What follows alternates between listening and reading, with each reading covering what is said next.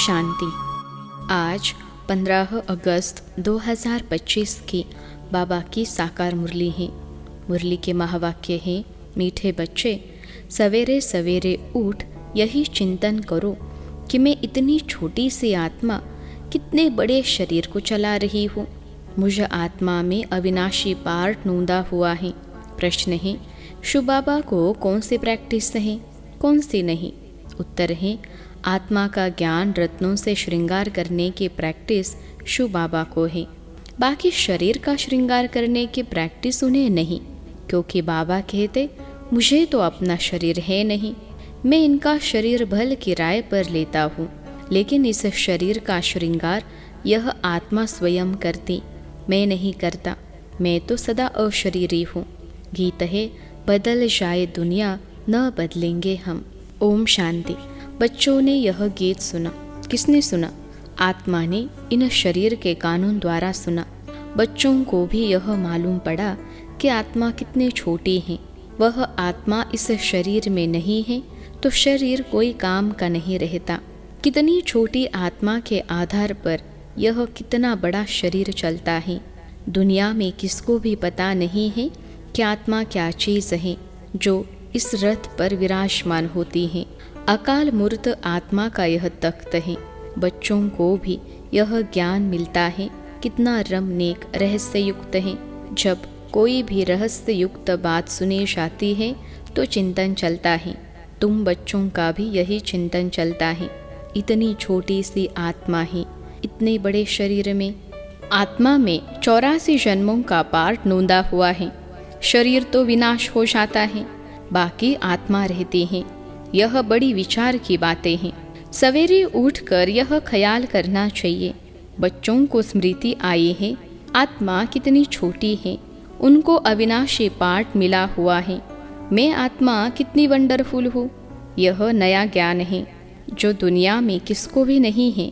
बाप ही आकर बतलाते हैं जो सिमरन करना होता है। हम कितनी छोटी सी आत्मा कैसे पाड़ बजाती हैं।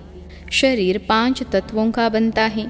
बाबा को थोड़े ही मालूम पड़ता है शिव बाबा की आत्मा कैसे आती जाती है। ऐसे भी नहीं, सदैव इसमें रहते हैं। तो यही चिंतन करना है। तुम बच्चों को बाप ऐसा ज्ञान देते हैं जो कभी कोई को मिल न सके। तुम जानते हो बरोबर यह ज्ञान इनकी आत्मा में नहीं था। और सत्संगों में ऐसी ऐसी बातों पर कोई का ख्याल नहीं रहता है। आत्मा और परमात्मा का रिंचक भी ज्ञान नहीं है। कोई भी साधु सन्यासी आदि यह थोड़े ही समझते कि हम आत्मा शरीर द्वारा इनको मंत्र देते हैं, आत्मा शरीर द्वारा शास्त्र पढ़ती है। एक भी मनुष्य मात्र आत्म अभिमानी नहीं है। आत्मा का ज्ञान कोई को है नहीं, तो फिर बाप का ज्ञान कैसे होगा? तुम बच्चे जानते हो, हम आत्माओं को बाप कहते हैं। मीठे मीठे बच्चों, तुम कितना समझदार बन रहे हो। ऐसा कोई मनुष्य नहीं जो समझे कि इस शरीर में जो आत्मा है उनको परमपिता परमात्मा बैठ पढ़ाते हैं। कितनी समझने की बातें हैं, परंतु फिर भी धंधे आदि में जाने से भूल जाते हैं। पहले तो बाप आत्मा का ज्ञान देते हैं जो कोई भी मनुष्य मात्र को नहीं है। गायन भी है ना, आत्मा परमात्मा अलग रहे बहुकाल। हिसाब है ना। तुम बच्चे जानते हो, आत्मा ही बोलती है शरीर द्वारा। आत्मा ही शरीर द्वारा अच्छे व बुरे काम करती है। बाप आकर आत्माओं को कितना गुलगुल बनाते हैं। पहले पहले तो बाप कहते हैं सवेरे सवेरे उठकर यही प्रैक्टिस व ख्याल करो कि आत्मा क्या है जो इस शरीर द्वारा सुनती है। आत्मा का बाप परमपिता परमात्मा है जिसको पतित पावन ज्ञान का सागर कहते हैं। फिर कोई मनुष्य को सुख का सागर, शांति का सागर कैसे कह सकते? क्या लक्ष्मी नारायण को कहेंगे सदैव पवित्रता का सागर? नहीं, एक बाप ही सदैव पवित्रता का सागर है। मनुष्य तो सिर्फ भक्ति मार्ग के शास्त्रों का बैठ वर्णन करते हैं, प्रैक्टिकल अनुभव नहीं है। ऐसे नहीं समझेंगे। हम आत्मा इस शरीर से बाप की महिमा करते हैं।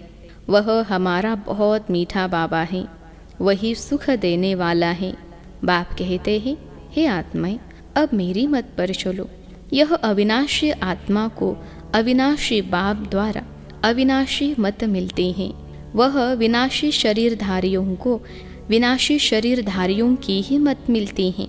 सतयुग में तो तुम यहाँ की प्रारब्ध पाते हो, वहाँ कभी उल्टी मत मिलती ही नहीं। अभी की श्रीमत ही अविनाशी बन जाती हैं, जो आधा कल्प चलती हैं। यह नया ज्ञान है। कितनी बुद्धि चाहिए इनको ग्रहण करने की, और एक्ट में आना चाहिए। जिन्होंने शुरू से बहुत भक्ति की होगी वही अच्छी रीति धारण कर सकेंगे, यह समझना चाहिए। अगर हमारी बुद्धि में ठीक रीति धारणा नहीं होती है तो ज़रूर शुरू से हमने भक्ति नहीं की है। बाप कहते हैं कुछ भी नहीं समझते हो तो बाप से पूछो, क्योंकि बाप है अविनाशी सर्जन। उनको सुप्रीम सोल भी कहा जाता है। आत्मा पवित्र बनती है तो उनकी महिमा होती है। आत्मा की महिमा है तो शरीर की भी महिमा होती है। आत्मा तमो प्रधान है तो शरीर की भी महिमा नहीं।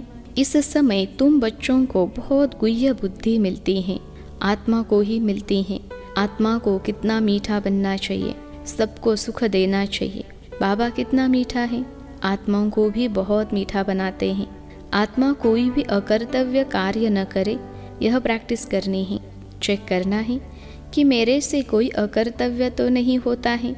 शिव बाबा कभी अकर्तव्य कार्य करेंगे? नहीं, वह आते ही है उत्तम से उत्तम कल्याणकारी कार्य करने, सबको सद्गति देते हैं। तो जो बाप कर्तव्य करते हैं, बच्चों को भी ऐसा कर्तव्य करना चाहिए। यह भी समझाया है जिसने शुरू से लेकर बहुत भक्ति की है, उनकी बुद्धि में ही यह ज्ञान ठहरेगा। अभी भी देवताओं के ढेर भक्त हैं, अपना सिर देने के लिए भी तैयार रहते हैं। बहुत भक्ति करने वालों के पिछाड़ी कम भक्ति करने वाले लटकते रहते, उनकी महिमा गाते हैं। उनका तो स्थूल में सब देखने में आता है। यहाँ तुम हो गुप्त, तुम्हारी बुद्धि में सृष्टि के आदि मध्य अंत का सारा ज्ञान है। यह भी बच्चों को मालूम है। बाबा हमको पढ़ाने आए हैं, अब फिर हम घर जाएंगे। जहाँ सब आत्माएं आती हैं वह हमारा घर है। वहाँ शरीर भी नहीं तो आवास कैसे हो? आत्मा के बिना शरीर जड़ बन जाता है। मनुष्यों को शरीर में कितना मोह रहता है। आत्मा शरीर से निकल गई तो बाकी 5 तत्व, उन पर भी कितना लव रहता है। स्त्री पति की चिता पर चढ़ने के लिए तैयार हो जाती हैं। कितना मोह रहता है शरीर में। अभी तुम समझते हो नष्टो मोहा होना है सारी दुनिया से।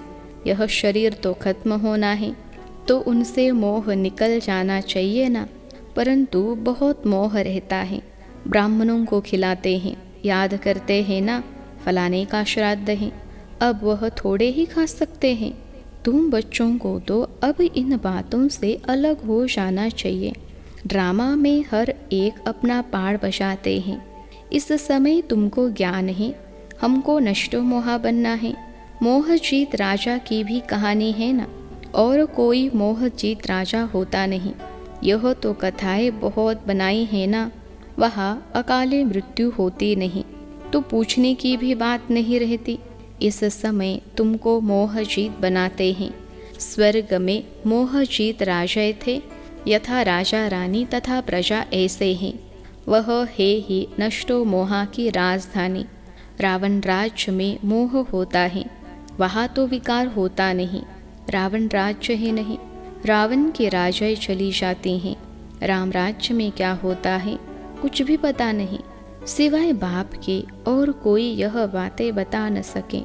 बाप इस शरीर में होते भी देही अभिमानी हैं। लोन अथवा किराए पर मकान लेते हैं तो उसमें भी मोह रहता है। मकान को अच्छी रीति फर्निश करते हैं, इनको तो फर्निश करना नहीं है, क्योंकि बाप तो अशरीरी है ना। इनको कोई भी श्रृंगार आदि करने के प्रैक्टिस ही नहीं है। इनको तो अविनाशी ज्ञान रत्नों से बच्चों को श्रृंगारने की ही प्रैक्टिस है। सृष्टि के आदि मध्य अंत का रात समझाते हैं। शरीर तो अपवित्र ही है, इनको जब दूसरा नया शरीर मिलेगा तो पवित्र होंगे। इस समय तो यह पुरानी दुनिया है, यह खत्म हो जानी है। यह भी दुनिया में किसको पता ही नहीं है। धीरे धीरे मालूम पड़ेगा। नई दुनिया की स्थापना और पुरानी दुनिया का विनाश, यह तो बाप का ही काम है। बाप ही आकर ब्रह्मा द्वारा प्रजा रच नई दुनिया की स्थापना कर रहे हैं। तुम नई दुनिया में हो? नहीं, नई दुनिया स्थापन होती है तो ब्राह्मणों की चोटी भी ऊंच है। बाबा ने समझाया है, बाबा के सम्मुख आते हो तो पहले यह याद करना है कि हम ईश्वर बाप के सम्मुख जाते हैं। शिव बाबा तो निराकार हैं, उनके सम्मुख हम कैसे जाए? तो उस बाप को याद कर फिर बाप के सम्मुख आना है। तुम जानते हो वह इसमें बैठा हुआ है। यह शरीर तो पतित है। शिव बाबा की याद में न रहे कोई काम करते हो तो पाप लग जाता है। हम शिव बाबा के पास जाते हैं, फिर दूसरे जन्म में दूसरे संबंधी होंगे, वहाँ देवताओं की गोद में जाएंगे। यह ईश्वरीय गोद एक ही बार मिलती है। मुख से कहते हैं बाबा हम आपका हो चुका, बहुत है जिन्होंने कभी देखा भी नहीं है। बाहर में रहते हैं, लिखते हैं शिव बाबा हम आपकी गोद के बच्चे हो चुके हैं। बुद्धि में ज्ञान है।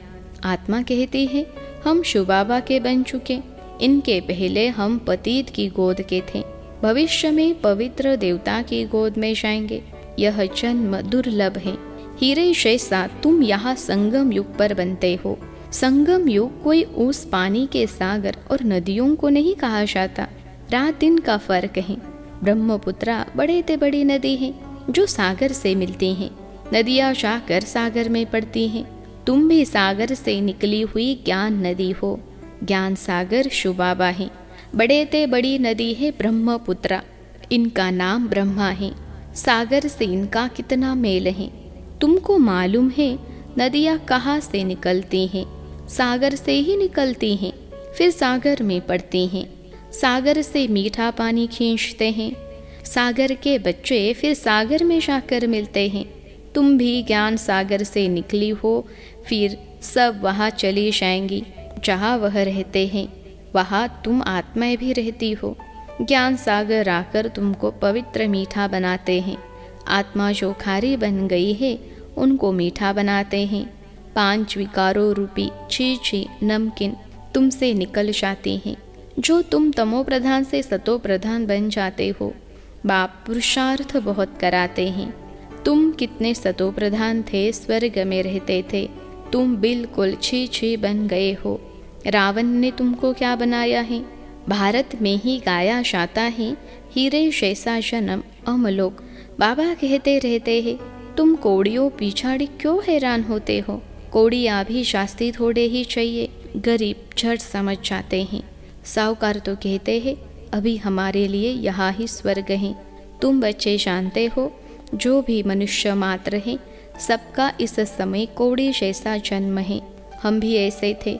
अभी बाबा हमको क्या बनाते हैं? एम ऑब्जेक्ट तो है ना, हम नर से नारायण बनते हैं। भारत अब कोड़ी जैसा कंगाल है ना। भारतवासी खुद थोड़े ही शांति।